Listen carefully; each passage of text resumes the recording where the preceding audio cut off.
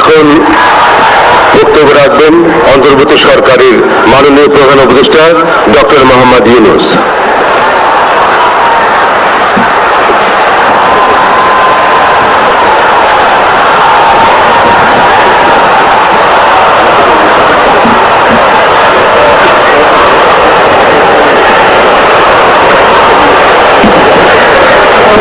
আসসালামু আলাইকুম।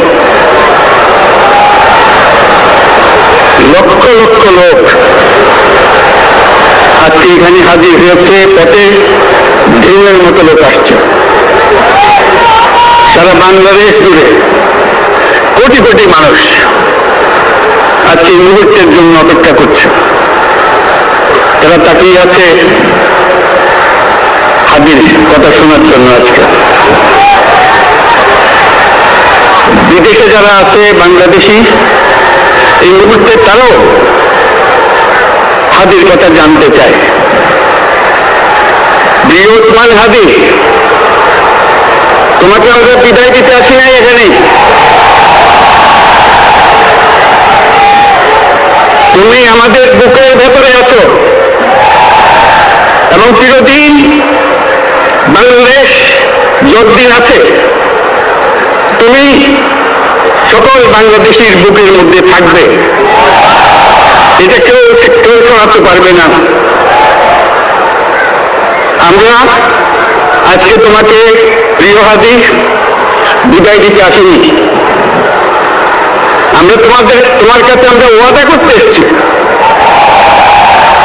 তুমি যা বলে গেছো সেটা যেন আমরা পূরণ করতে পারি, সেই ওয়াদা করার জন্য আমরা একত্র হয়েছি।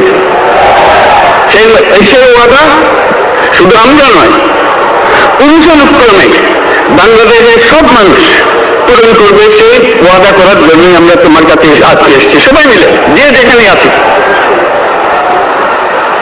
আমরা তোমার যে মানব প্রেম, তোমার যে ভঙ্গি, মানুষের সঙ্গে উঠা বসা, তোমার যে রাজনৈতিক দৃষ্টিভঙ্গি, সবাই প্রশংসা করছে। সেটা আমরা মনে প্রাণে গ্রহণ করছি যে এটা যেন আমাদের মনে সবসময় জাগ্রত থাকে, আমরা সেটা অনুসরণ করতে পারি। তুমি আমাদেরকে এমন এক মন্ত্র কানে দিয়ে গেছো, সেই মন্ত্র বাংলাদেশে কেউ কোনোদিন বলতে পারবে না এবং এই মন্ত্র চিরদিন আমাদের কানে বাজতে থাকবে। সেই মন্ত্র বাংলাদেশের বড় মন্ত্র হয়ে আমাদের জাতির সঙ্গে সংযুক্ত থাকবে। তোমার মন্ত্র ছিল চলবীর বলবীর চির উন্নতম মশির। এই উন্নতম মশিরের যে মন্ত্র তুমি দিয়ে গেছো, সেটা সন্তানের, বাংলাদেশি সন্তানের জন্ম লগ্ন থেকে যতদিন সে বেঁচে থাকবে নিজের কাছে বলবে বলবীর চির উন্নতম মশির, আমাদের শীত কখনো নত হবে না। সেই মন্ত্র তুমি আমাদেরকে দিয়ে গেছো, আমাদের সব কাজে সেটা আমরা প্রমাণ করব। আমরা দুনিয়ার সামনে মাথা উঁচু করে চলব, কারো কাছে মাথা নত করবো না। সেই মন্ত্র তুমি আমাদেরকে দিয়ে গেছো, আমরা সেটাকে পূরণ করে যাব। প্রিয় হাদি, তুমি নির্বাচনে অংশগ্রহণ করতে চেয়েছিলে এবং সেই নির্বাচনে অংশগ্রহণ করতে গিয়ে নির্বাচন কিভাবে করতে হয় তারও একটা প্রক্রিয়া জানিয়ে গেছে আমাদেরকে। সেই প্রক্রিয়া যেন আমরা সবাই মিলে গ্রহণ করি, যে কিভাবে প্রচারণা কার্য চালাতে হয়, কিভাবে মানুষের কাছে যেতে হয়, কিভাবে মানুষকে কষ্ট না দিয়ে তার বক্তব্য প্রকাশ করতে হয়, কিভাবে বিনীতভাবে মানুষের কাছে আসতে হয়, সবকিছু তুমি শিক্ষা দিয়ে গেছো। আমরা এই শিক্ষা গ্রহণ করলাম, আমরা এই শিক্ষা চালু করতে চাই। আমরা সবাই আমাদের জীবনে আমাদের রাজনীতিকে এই পর্যায়ে নিয়ে আসতে চাই, যাতে হাদি আমাদের জীবনে স্পষ্টভাবে জাগ্রত থাকে। হাদি, তুমি হারিয়ে যাবে না, তুমি কোনোদিন কেউ তোমাকে বলতে পারবে না। তুমি যুগ যুগ ধরে আমাদের সঙ্গে থাকবে, আমাদেরকে তোমার মন্ত্র পুরো মনে করিয়ে দেবে, আমরা তোমাকে মনে করিয়ে দেব চলবীর অন্যতম মশির। আমরা সেই মন্ত্র নিয়ে আজকে সামনের পথে এগিয়ে যাব। তোমাকে আমাদের সবার পক্ষ থেকে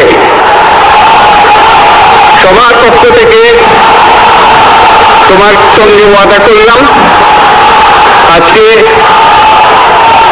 আজকে তোমাকে আল্লাহর হাতে আমানত রেখে গেলাম। আমরা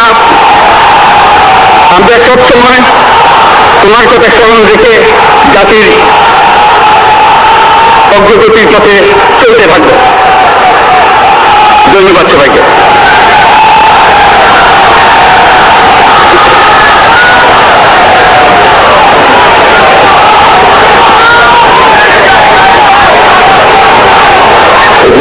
মুসল্লিবৃন্দ, এখন শহীদ শরীফ ওসমান হাদির বড় ভাই ডক্টর মাওলানা আবু বকর সিদ্দিক, অধ্যক্ষ বাগিয়া আল আমিন কামিল মাদ্রাসা বরিশাল বক্তব্য রাখবেন এবং নামাজে জানাজায় ইমামতি করবেন।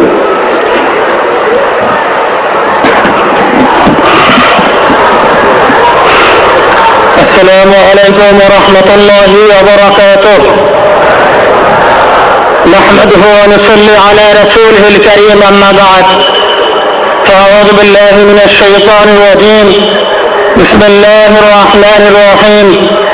كل نفس ذائقة الموت. صدق الله العظيم. সম্মানিত হাজিরিন, আজকের এই লক্ষ লক্ষ তৌহিদি জনতা, আপনারা হাজির হয়েছেন আমার কলিজার টুকরো ছোট ভাই শহীদ শরীফ ওসমান হাদির জানাজার নামাজে অংশগ্রহণ করার জন্য। সম্মানিত হাজিরিন, আপনারা জানেন শহীদ ওসমান হাদি তিনি স্বাধীনতার সার্বভৌমত্ব রক্ষার জন্য এই বাংলাদেশের 18-20 কোটি মানুষের কাছে একটি মেসেজ দিয়েছিলেন কিভাবে একটি স্বাধীনতার সার্বভৌমত্ব রক্ষা করতে হয়। আজকের বড় পরিতাপের বিষয়, আমার বলার মতো কোনো অবস্থা নেই। আপনারা জানেন যে শরীফ ওসমান হাদির একটি বাচ্চা মাত্র 8 মাস বয়স। ওর বাচ্চা যখন জন্ম হয়েছে আমাকে বলেছেন, ভাই আমার বাচ্চার জন্য একটি নাম নির্বাচন করেন, যেই নামের মধ্যে বিপ্লবী চেতনা থাকবে। আমার সন্তানের জন্য একটি নাম নির্বাচন করেন, যেই নামটা সাহসিকতার পরিচয় বহন করবে। আমি অনেক যাচাই বাছাই করে ওর সন্তানের নাম দিয়েছিলাম ফিরিনাস, বিপ্লবী এবং সাহসী। সম্মানিত ভাইয়েরা, আজকের ওর সন্তানের চেহারার দিকে তাকানো যায় না। আজকের আমার মা প্রায় পাগল হয়ে যাচ্ছে, জ্ঞান হারিয়ে ফেলছে। আমার ভাই বোন তারা পাগল হয়ে যাচ্ছে। আমার 6 ভাই বোনের মধ্যে সবচেয়ে ছোট ছিল শরীফ ওসমান হাদি। আজকের তার লাশ আমার কাঁধে বহন করতে হচ্ছে। আজকের আপনাদের কাছে আমার কোনো দাবি নেই, শুধু একটি দাবি। 7 থেকে 8 দিন হয়ে গেল দিবালোকে প্রকাশ্যে রাজধানী ঢাকায় জুমার নামাজের পরে খুনি প্রকাশ্যে গুলি করে যদি পার পেয়ে যায়, এর চেয়ে লজ্জার আমাদের আর কিছু নাই। যদি বর্ডার পাস হয়ে যায় 5 থেকে 7 ঘন্টা সময়, তারা কেমন করে গেল এই প্রশ্ন জাতির কাছে রেখে গেলাম। আমার কোনো চাওয়া পাওয়া নাই। আমার ভাই ওসমান হাদি শহীদ হয়েছে, ওর শহীদি তামান্না ছিল। আপনারা ওর বক্তব্য শুনেছেন, আপনারা শহীদ ওসমান হাদির টক শো শুনেছেন। ও সব সময় শহীদি তামান্না করত। হয়তো আল্লাহ তাআলা ওর শহীদি সেই মওত নসিব করে দিয়েছেন। কিন্তু আপনাদের কাছে আমি এই ঋণ কোটি আমি ছাড়ব না। আমার ভাই শরীফ ওসমান হাদির বিচার যেন প্রকাশ্যে এই বাংলার জমিনে আমরা দেখতে পারি। ভাইরা আমার, 7-8 দিন হলো, এখনো পর্যন্ত আমরা কিছুই করতে পারলাম না। এই দুঃখে কলিজা ছিঁড়ে যাচ্ছে। আমরা ওসমান হাদির জন্য দোয়া করি, আমরা ওর সন্তান ওর স্ত্রীর জন্য দোয়া করি। ওর সন্তান মাত্র 8 মাস বয়স, গতকালকে যখন ওর কাছে নিয়ে আসছে সবাই বাবাকে দেখাবে ওসমান হাদিকে। আমি বললাম কি লাভ হবে, ও তো কোনোদিন ওর বাবার চেহারা কথা বলতে পারবে না, ওর ছেলে আর কোনোদিন জানবে না যে আমার বাবা কেমন ছিল। ভাইরা আমার, ওসমান হাদি আর ফিরে আসবে না। ওসমান, তুমি দেখে যাও, লক্ষ লক্ষ জনতা, তাওহীদি জনতা তোমার জন্য পাগল। ওসমান, তুমি মরো নাই, তুমি আমাদেরকে পাগল বানাই দিয়ে গেছ। আল্লাহর কাছে আমরা সবাই দোয়া করি, আল্লাহ যেন আমার ভাই শহীদ শরীফ ওসমান হাদিকে জান্নাতুল ফিরদাউসের মেহমান হিসেবে কবুল করেন। আল্লাহ তাআলার কাছে দোয়া করছি, আয় আল্লাহ তাআলা, আমরা যারা বেঁচে আছি ঈমানের সাথে, স্বাধীনতার সার্বভৌমত্ব রক্ষা করে তাওহীদের দ্বীপ বাংলাদেশকে যেন আমরা রক্ষা করতে পারি, সেই তৌফিক আল্লাহ তাআলা আমাদের নসিব করুন। আপনাদের সবার কাছে দোয়া চাচ্ছি। আমার মেজো ভাই ওমর ফারুক সাথে ছিল, ওর জন্য আপনারা দোয়া করবেন। আমার ছোট বোন মাসুমা অ্যাবনরমাল হয়ে গেছে, তাকে চিকিৎসা করাচ্ছি, ডাক্তাররা বলছে অনেক বেশি সমস্যা। আমাদের পরিবারের জন্য একটু দোয়া করবেন। আমাদের আর কোনো চাওয়া পাওয়া নাই। শরীফ ওসমান হাদি, তুমি বেঁচে থাকো, আমরা ওর জন্য দোয়া করি। আল্লাহ তাআলা শরীফ ওসমান হাদিকে জান্নাতের সর্বোচ্চ মাকাম নসিব করুন, আমিন।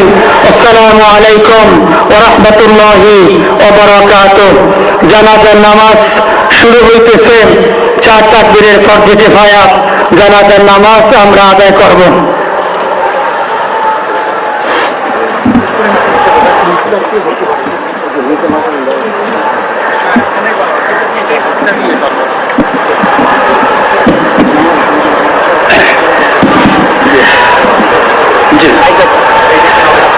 শুনুন, জানাজার নামাজ শুরু হইতেছে, 4 তাকবীরের সাথে ফরজে কিফায়া জানাজার নামাজ কিবলামুখী হয়ে ইমামের পিছনে আদায় করতেছি। আল্লাহু আকবার। এভাবে আমরা নিয়াত করে নেব। যারা আরবিতে নিয়াত পারি তা আরবিতে করব, যারা আরবিতে পারবো না তারা বাংলায় এভাবে বলে নেব। 4 তাকবীরের প্রথম তাকবীরের পরে আমরা সানা পড়ব। নামাজের মধ্যে যে সানা পড়ি এভাবেই সুবহানাকা আল্লাহুম্মা বিহামদিকা ওয়া তাবারাকা ইসমুকা ওয়া তাআলা জাদ্দুকা ওয়া জাল্লা সানাউকা ওয়া লা ইলাহা গায়রুক। দ্বিতীয় তাকবীরের পরে আমরা দুরূদ শরীফ পড়ব। তৃতীয় তাকবীরের পরে একটি দোয়া আছে, আল্লাহুম্মা গফির লিহাইয়িনা ওয়া মাইয়িতিনা, এই দোয়াটি আমরা পড়ব। চতুর্থ তাকবীরের পরে আমরা সালাম ফিরায়ে আমরা নামাজ শেষ করব। জানাজার নামাজ শুরু হচ্ছে।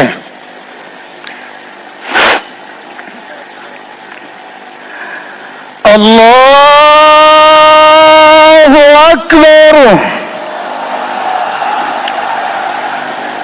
সুবহানাকা আল্লাহুম্মা ওয়া বিহামদিকা ওয়া তাবারাকা ইসমুকা ওয়া তাআলা জাদ্দুকা ওয়া জাল্লা সানাউকা ওয়া লা ইলাহা গায়রুক। আল্লাহু আকবার। اللهم صل على سيدنا محمد وعلى آل محمد وعلى إبراهيم وعلى آل إبراهيم إنك حميد مجيد. اللهم بارك على محمد وعلى آل محمد كما باركت على إبراهيم وعلى إبراهيم إنك حميد مجيد. الله أكبر. اللهم اغفر لحينا وميتنا وشاهدنا وغائبنا وصغيرنا وأميننا وذكرنا وأنثانا. اللهم من أحييته منا فأحيه على الإسلام، ومن توفيته منا فتوفه على الإيمان برحمتك يا أرحم الراحمين. الله أكبر. السلام عليكم ورحمة الله. السلام عليكم ورحمة الله. أشهد أن لا إله إلا الله